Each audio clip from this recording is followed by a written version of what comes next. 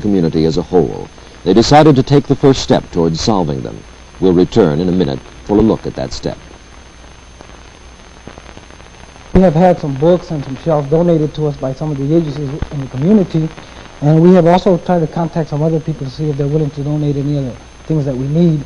Monday, in addition to the well-documented inadequacies of the school system, many Puerto Rican young people find themselves facing life in a small apartment crowded with adults and children, where studying becomes a near impossibility and motivation is limited.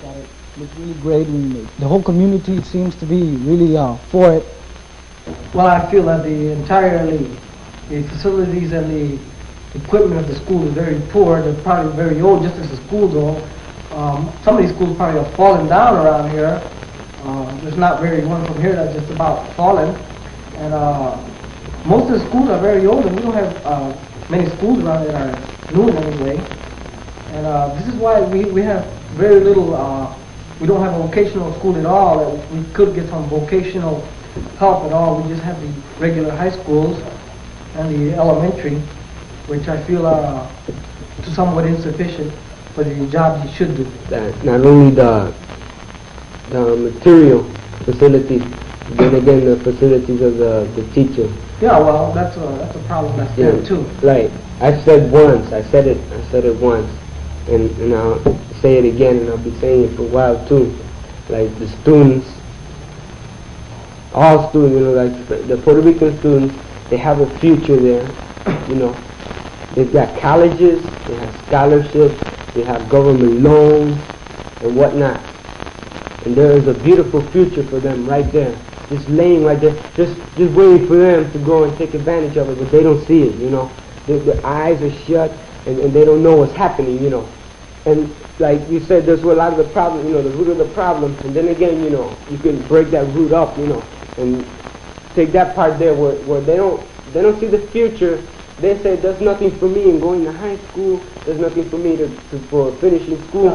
So they do something else. The bag is right. The burning tea. Right. And making it being the leader of the club. Right. This is the feeling I feel that the institution gives to the student. Makes them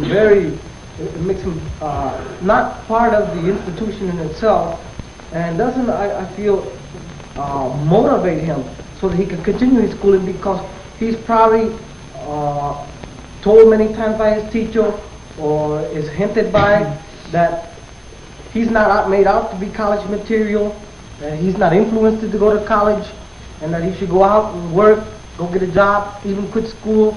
And most of these things are even said and are even sometimes implied and the whole works to these students, which give them a feel of, gives them a feel that they don't want to be any more part of the school, and they don't want a school, and this is one of the reasons why you create the dropouts again. Well, basically, they don't feel like they are a part, in the community. They feel like, them as a Puerto Rican community in a whole, there's another group, Yeah, but not as part of the institution itself. Right on. Right. They don't feel like they're part, what's happening. You go up to a PR today, you ask them if he's going to be a lawyer, or you're going to go to college. They me a lawyer, man.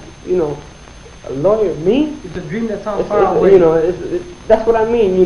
Their eyes aren't open to what is there, because they can do it as well as if you have anyone any else questions, I can answer them for you while I speak. So if you have anything to say, you let me know about it, and I'll give you a brief rundown of what the Spanish Section Youth Committee has been doing. We have been, first of all, we've been working on the study center, which is our important goal right now.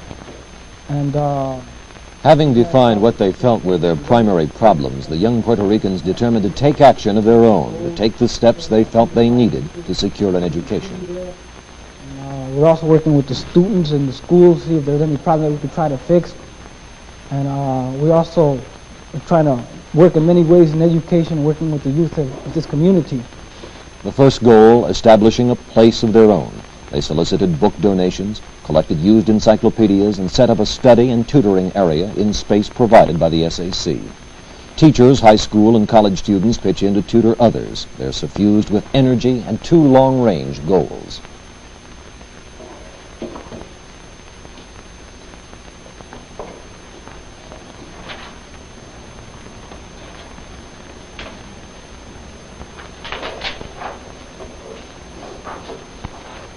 A Spanish-speaking student that is in high school or grammar, he's not emphasized too much on going to college by the teachers. I don't think that he's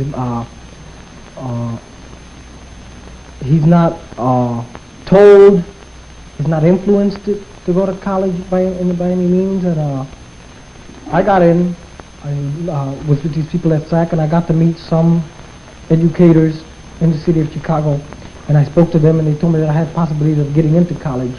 At that time, I spoke to them, and they got me in this program at Northeastern, where I got in finally into college where I qualified to go there.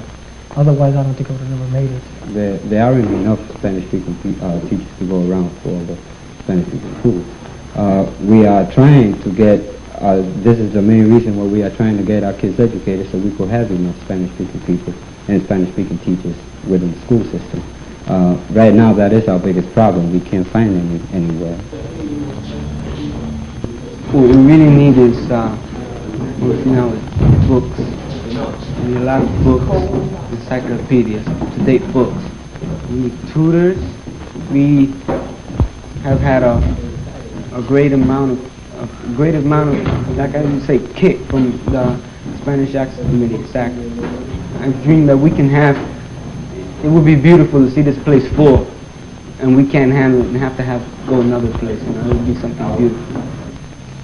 Also, they want to remain loyal to their people. I feel that our people better start waking their eyes, especially the professional people, that by getting a job and working against the community isn't going to solve the problems. You're always going to be in that condition. Maybe you might be earning a little bit more money, but the conditions of the Puerto Ricans will remain, and as long as they remain, these are your problems too, because no matter where you go, the people in the ghetto reflect you.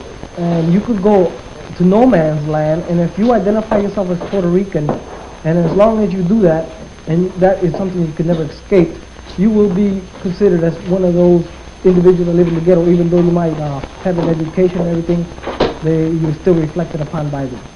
I am interested in my people, and like me, I need help too. Just like everyone needs help. They are helping themselves in many small ways.